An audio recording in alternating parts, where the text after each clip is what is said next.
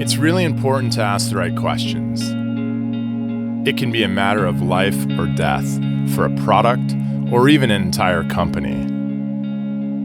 When we are asked to design a product from scratch or to review a small batch of handcrafted prototypes to manufacture, our first question is, what is the best way to produce this at scale? And that's where we add value. While the innovators we partner with are experts when it comes to their own product design, there's often more that needs to be done to prepare for manufacturing.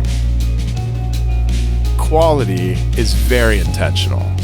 So in the initial discovery phase, we take a holistic view of the design and say, here's a couple potential roadblocks that you may not have considered.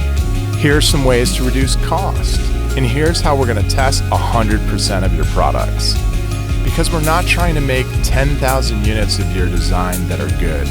We're trying to make one unit perfectly and repeat it 10,000 times. Our success is tied to getting your innovation to market in the simplest, most efficient way.